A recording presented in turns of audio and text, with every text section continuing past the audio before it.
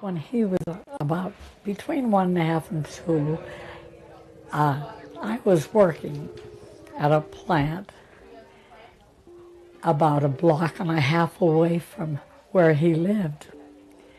And during my lunch hour, I would take a run up to visit my sister and her baby, Tom. And he saw me coming. The minute he saw me, he scooted into the other room and got a book and said, "Booka, booka, booka." He wanted me to read to him. That's how early he was book-minded, you know. All I know is Tommy was always unique. He was always doing something that caused his mother to get gray hair. But nice stuff. I mean, nothing was... Oh, no, but he gave his mother a tough time. His thrill was to walk up this short street, that they lived on, and pick up stones. In those days, you were allowed to park on the street, and he'd pick up stones and break car windows. What a thrill for that kid to hear that glass tinkle. He was just, boy, he got a lot of warm backs from that. I was marginal as a kid, alone in the woods all the time, suffering in the basement with blood coming out of my ears and skin when I was out in the sun too long. How about the time that they hung up the big sheet out of the Catholic high school? I forget what the sheet said, but Tom was already a rebel, if I can use the terminology. He was already dancing to a different drummer back in those days. When he was a junior in high school, besides being a young man taking care of his family. When Tommy was a young man, he couldn't say 2 words without stuttering. It was horrible, but I'm sure Sister has elaborated on that. Sister Celestine wound up being the human being that changed my life. As you know, I stuttered all my life, and I was afraid to speak publicly.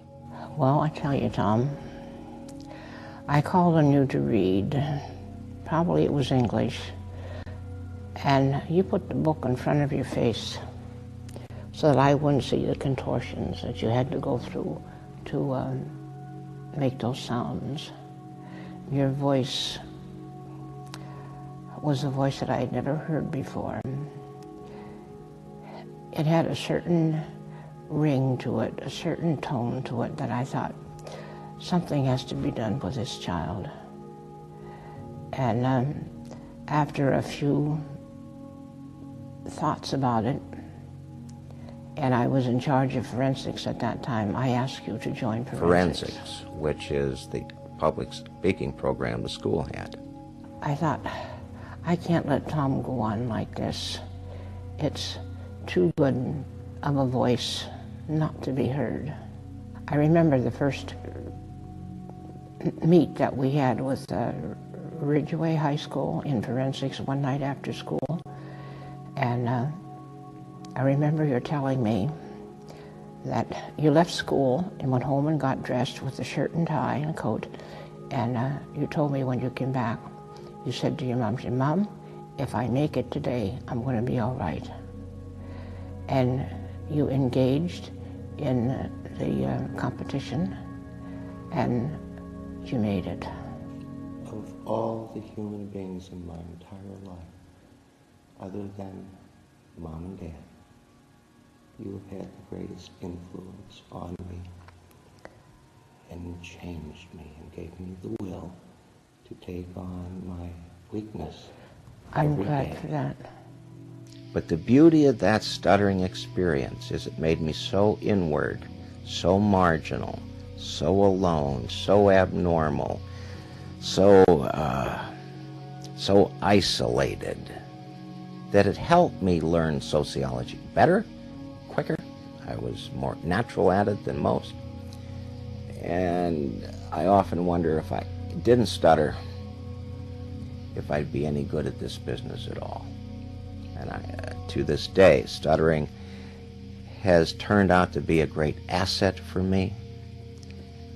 It has given me far more than it has taken, and it has molded my personality and created a career, created sociology for me, and opened up the intellectual world and made me very marginal. Then after that, you lost your dad. I felt so sorry for you. But I believe it was supposed to be that way. I can never question the workings of God and His grace. It was supposed to be that way. He passed away in June, and Tom would be 16 in the coming November. And guess what? Tom just took over the manhood of the house like you wouldn't believe.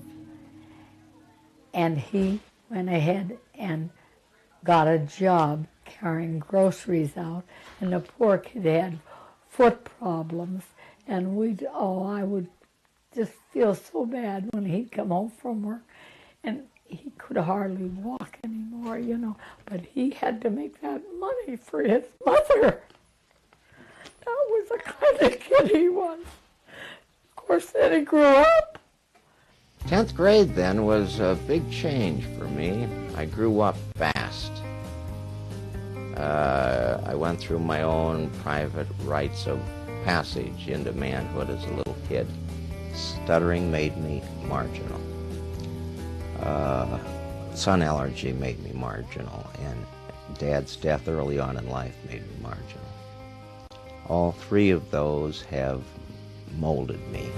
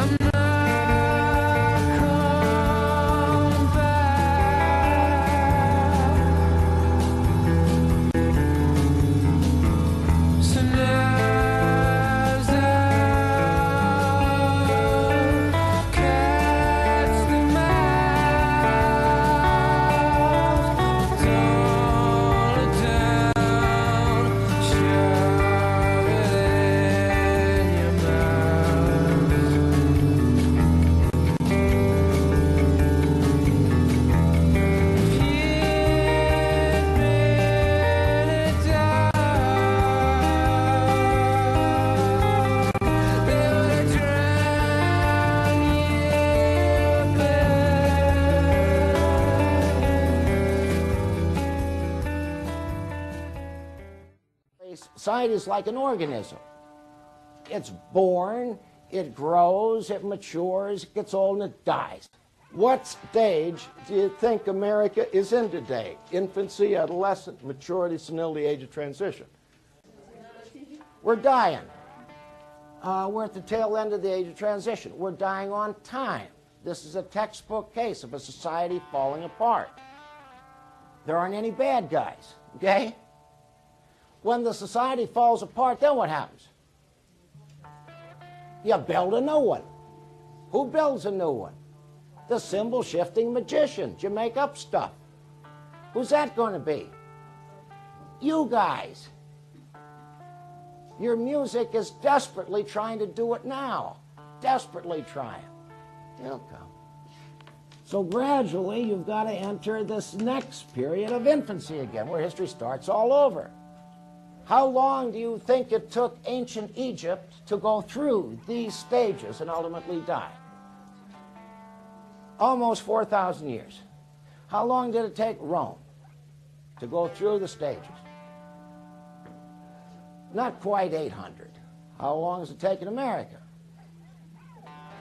300 years to get through this. Why? You explain to me which determinant is forcing societies to get through this cycle at quicker and quicker intervals. Technology, especially technology of communication. How long is the next cycle going to last? Most sociologists and futurists argue it'll last about 40 years. In and out. No generation in history has ever lived through more than one stage, much less lived through an entire cycle. Here you poor souls are. You're born in the age of transition, born when the society's fallen apart. From the time you were born, nothing good has happened to you. All you've heard are things wrong. The government's not right, the family of mine broke apart, the church that Grandma talks about, I don't even know where it is anymore. Are you with me? Crime, juvenile delinquency, child abuse, drug abuse, alcoholism, nitwits all over the place, one form of pathology after another. So that's your bloody life. You're tired of it. Some of you guys are looking for spiritual anything. Some of you will try AA, okay? Some of you will deal with the ashram. Some of you will become born-again Christians. Others will become Jews for Jesus. You're flipping and flopping. You're looking and you're searching. That is normal at the end of the age of transition. Normal. That has to happen. You're doing what history wants you to do. Okay? And don't let your parents tell you that you're not being directed by history. You are. You guys are beautiful to watch. And sociologists are watching you guys like the plague. How are you going to hold your marbles together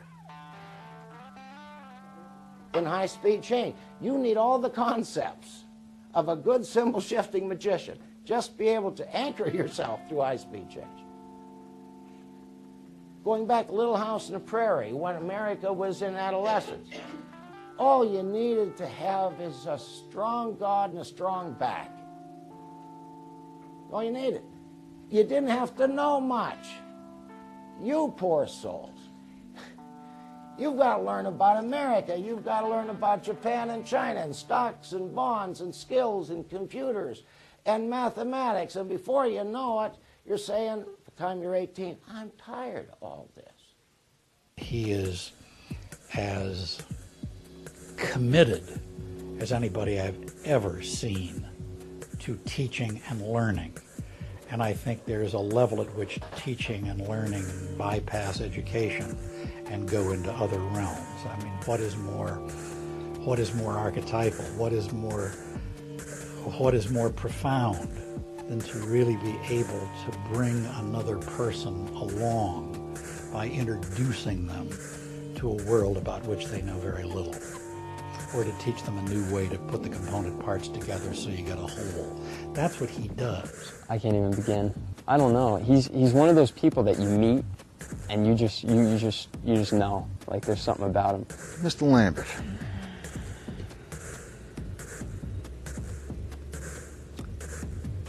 He's a very caring man. Not to say he's the Paul Revere, but he is giving people a wake-up call. He's made me think totally different of myself in the world. There's just so many things that I didn't know. He's given me the information. He's showed me the door to the information. Maybe I knew what he was telling me, but he was just able to put it in a way that I could say, yeah, you know, that's me, that's right. He just let the world open itself up to me. It's the things that I knew were going on, but I didn't know how they were going on. And then he breaks it down. He made me feel that I wasn't so crazy. That like lessened my frustration because I know that in all the chaos, there's an order behind it. I would sit there with my mouth open in just amazement listening to this man that was telling me for the first time in my life, someone was telling me the truth about everything. He doesn't baffle you, or buffalo you with a lot of BS. He's straight and to the point. He's a realist. He was honest, I'd have to say, and he's right. He is your best friend. He helps me to see my own truth, not even his. Because even if his opinion differs from mine, it helps me get perspective to my own. I love talking to him. It's the truth. He's definitely affected my life. Truthfully, he